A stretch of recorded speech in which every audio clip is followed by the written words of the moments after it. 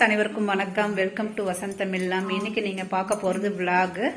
பார்த்தீங்கன்னா நல்லா காற்றடிக்குதுங்க. வியாழக்கிழமை நைட்டு. இப்போ டிவி கூட எடுக்கலை, கேபிள் டிஷ்ஷு தானே, அதனால் காற்றுல எடுக்கவே இல்லை. இப்போ தான் லக்ஷ்மி குபேர பூஜை முடித்தேன். முடிச்சுட்டு ஓகே அடுத்து டிஃபன் செய்யலான்னு போனால் ஒரே காற்று மேலே கதவு டப் டப்புன்னு அடிச்சிட்ருக்கு. போய் லாக் பண்ணிட்டு வந்துடலாம். நம்ம இப்போ வியாழக்கிழமை காலையில் பார்க்குறோங்க. அதை பாருங்கள், மழை வந்து ஃபுல்லாக ஈரமாக இருக்குது. அஜி வாக்கிங் கிளம்புறாரு.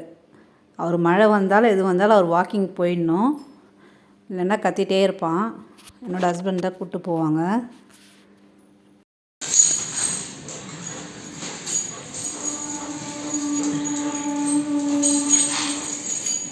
மழை பெய்யுதுன்னா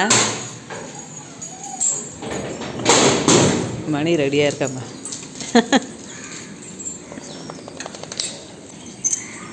மணி எப்போ காலைல கதவு திறப்பாங்களேன்னு பார்த்துட்ருப்பான்.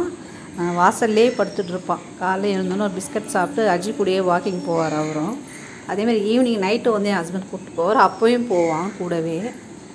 பாருங்கள், போகிறா இருப்பாங்க.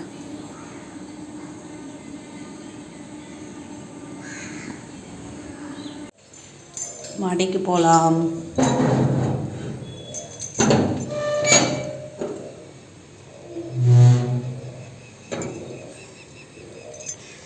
அவ்வளோ அழகாக பூ பூத்துருக்கு பாருங்க. நிறைய சங்கு பூ பூத்துருக்கு. மழை தண்ணி பாருங்க.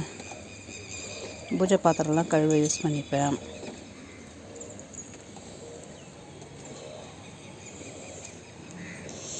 நல்ல மழை, ஃபோன்லாம் சாரல் வருது.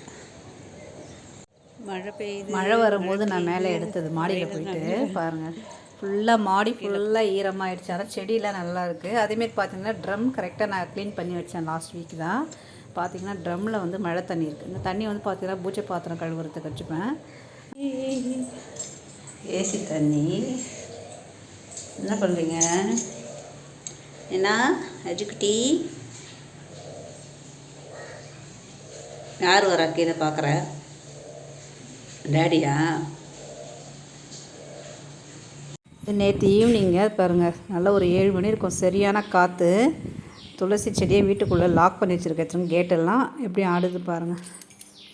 ஃப்ரைடே மார்னிங் பார்த்திங்கன்னா பூஜை முடிச்சாச்சு. நான் வந்து பார்த்திங்கன்னா ராகு காலத்தில் தான் பூஜை செய்வேங்க. அதனால் ராகு கால பூஜை முடிச்சாச்சு. இந்த ரோ ஃபுல்லாக பார்த்திங்கன்னா அம்மன் தான் இருப்பாங்க. நியூவாக பார்க்குற சப்ஸ்கிரைபருக்கு வந்து என்னோடய பூஜை ரூம் காட்டுறேன். எப்போவுமே வந்து பார்த்தீங்கன்னா, நீங்கள் ராகு காலத்தில் பூஜை செஞ்சிங்கன்னா வீட்டில் ராகு காலத்தில் பூஜை செய்யலாமா அப்படின்னு கேட்பீங்க. நமக்கு வந்து ரொம்ப எப்படி சொல்கிறது, எந்த ஒரு தடங்களாக இருந்தாலும் ராகு காலத்தில் செய்யும்போது, பூஜை செய்யும்போது கண்டிப்பாக வந்து அந்த தடங்கள் வந்து அகலும். அது மட்டும் இல்லாமல் நமக்கு யார் எந்த கெடுதல் நினைத்தாலும் அந்த கெடுதல் வந்து நம்ம கிட்டவே வராதுங்க. அதாவது யாரும் நமக்கு ஏவல் பில்லி சூனியம் செய்கிறாங்க, இல்லை பொறாமை பொச்சரிப்பு இதெல்லாம் இருந்துச்சுன்னா கூட இந்த ராகுகால பூஜை செய்வதன் மூலயமா அதை நம்ம விட்டு விலகும்.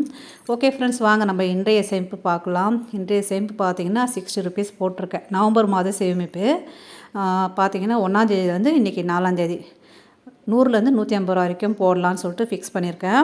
1ஆம் தேதி பார்த்திங்கன்னா 70 ரூபா போட்டேன். 2ஆம் தேதி 100 ரூபா போட்டிருக்கேன். 3ஆம் தேதி பார்த்திங்கன்னா 50 ரூபா. 4ஆம் தேதி 60 ரூபா.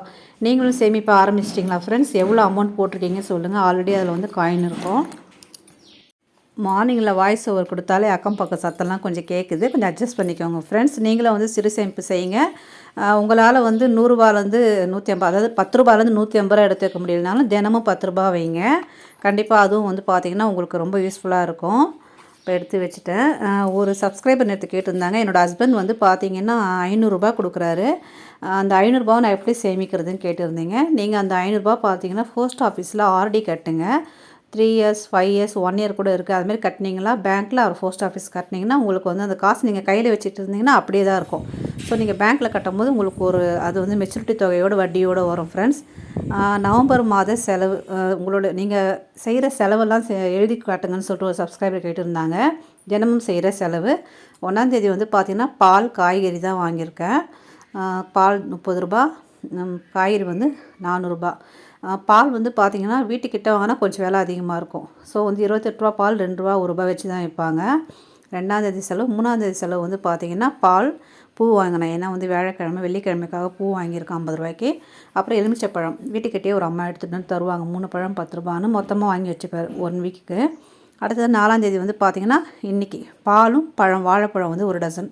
1 டசன் ஏன்னா கடைக்கும் வீட்டுக்கும் சேர்த்துங்க. அது மட்டும் இல்லாமல் பார்த்தீங்கன்னா வெற்றிலை 10 ரூபாய்க்கு வாங்கியிருக்கேன். நாளைக்கு சாட்டர்டே இல்லையா, கோயிலுக்கு போவேன். அது இல்லாமல் வீட்லேயே வந்து பூஜை செய்வேன். ஸோ வந்து டியூஸ்டேவும் அந்த வெற்றிலையை ஃப்ரிட்ஜில் வந்து பாக்ஸில் போட்டு வச்சுப்பேன். ஸோ வந்து பார்த்திங்கன்னா இந்த 4 நாள் செலவு இது தான்.